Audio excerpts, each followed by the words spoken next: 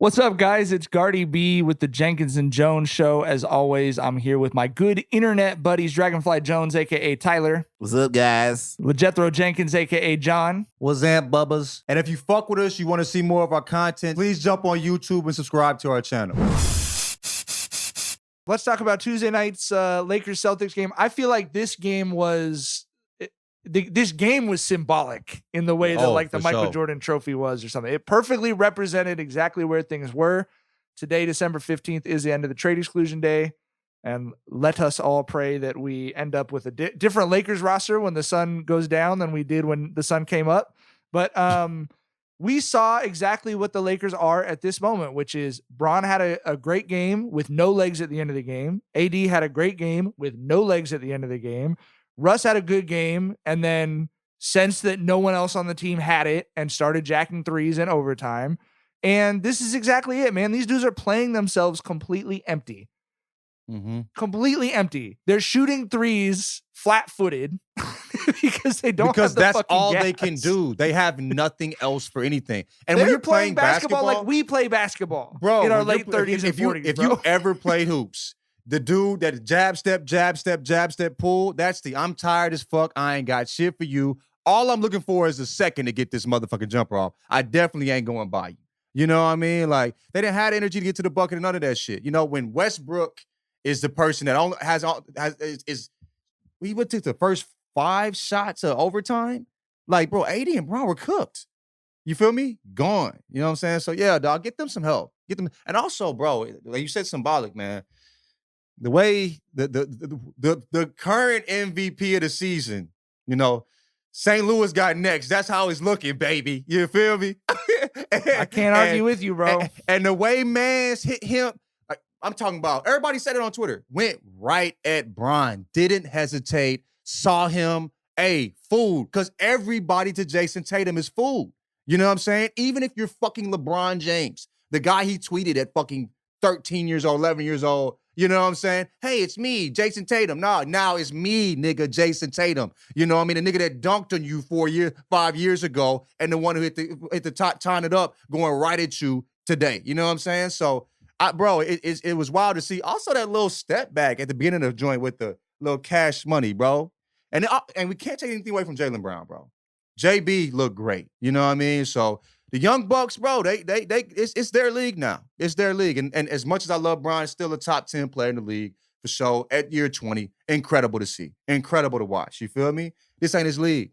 It's not LeBron's league. It's LeBron's league figuratively. You know what I'm saying? As far as like he's the biggest name in the NBA, right? But this is when it comes to the players, it's not his league, bro. You know what I'm saying? It's the young boys league now. You know, it seems like the baton is in the midst of being passed off to the next generation. You feel me? Yeah, I mean, we're for sure in the twilight of Bron's career, but like I've said before, I still feel like this Bron and this AD, that is a championship duo if you get the right pieces around them. Hell yeah. I wholeheartedly believe that. AD's playing the best ball of his life. Bron is still ridiculous. So yeah, I'm with y'all, man. Some shit got to shake, bro. Ham got Russ to buy into what he needed him to buy into. They played great defense, except for people pointed out, you know, they weren't playing good defense at the end of the game and in overtime. They're fucking cooked. That game is exactly in both directions. That's why I said I thought it was symbolic. If the roster continues to exist like this, that game is their best case scenario against good teams. If they get those guys some help, did that game not show you exactly what Tyler just said? How do you watch that game and not feel like if you put some help around Bron and AD that they can beat anyone in the NBA? Right. I wouldn't say anyone, but I think. But like real talk, like looking at the league right now, because it feels like the most wide open it's felt. The West is wide open. December, the East ain't, bro. I don't see them beating the Celtics. I mean, look, they played a great game against the Celtics last night, right? Yeah. You feel me? They was getting their ass whooped. They came back, and then the Celtics came back because they're the Celtics. They're the better team, obviously. You feel me? Absolutely. I don't know. I think the Celtics and the Bucks, even if they make the changes that we hope they make, you know what I'm saying?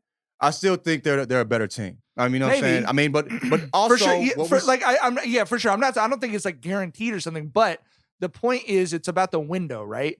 And the window's open. There's an no opportunity doubt there. You put the right pieces around those guys, they can compete for a with championship. experience, and they're good enough to drag them nuts for playoffs, for a few playoff series. You know what I mean? Yeah, for sure. But Otherwise, they're fighting for that fucking 10 spot, bro, with the Warriors. They're a playoff team for sure. They dug themselves in a fucking hole at the beginning of this year. You know what I mean? And they've been playing much better since, particularly because AD just turned it on. He's decent. You know, he's looking good, but now he's looking incredible.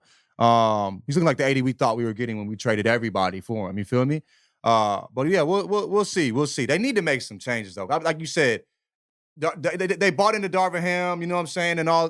But bro, like Pelinka needs to get his shit together. It's time for Pelinka to step up. Or get him the fuck out of there, honestly.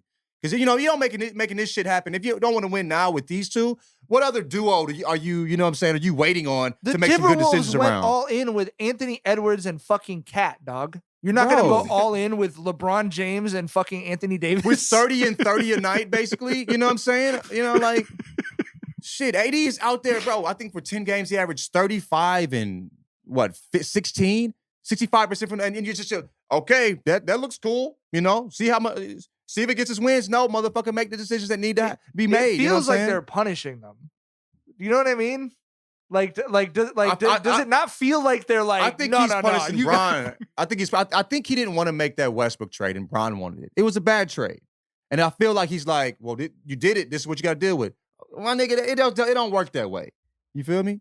All right. Jackson says, if the Lakers don't make a trade, are they a playoff team at the end of the season? And if they are, who drops out? I think that they are in that 7 through 10.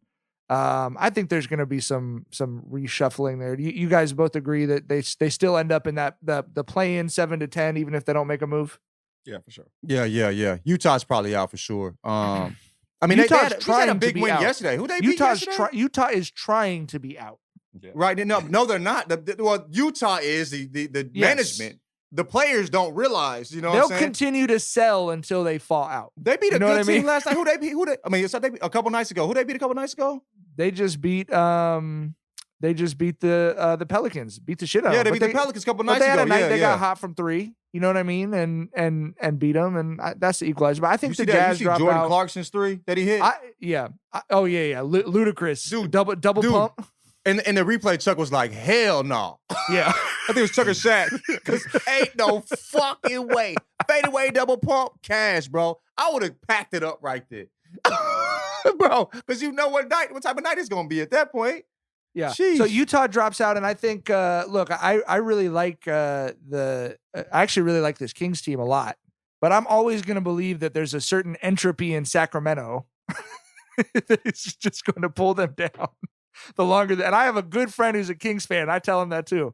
And what's hard for them is they feel so cursed that I can actually get in his head. The Lakers are dog shit. His team's having a great season. They're one of the most fun teams in the NBA to watch. And all I got to do is look at him and be like, you know, they're going to Kings it at some point. And he has no comeback for that.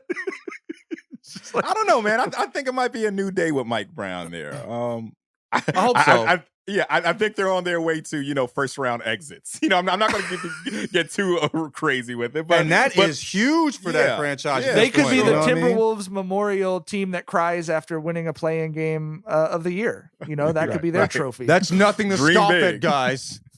And that victory beam, that's the coolest fucking shit, bro. I love that shit. Like, that's you just anywhere in the city, you look up and see that the Kings won that night. That's cool as fuck, bro. All 8 people that live in Sacramento. It doesn't belong in Sacramento. It belongs in Las Vegas. That's a Las Vegas move.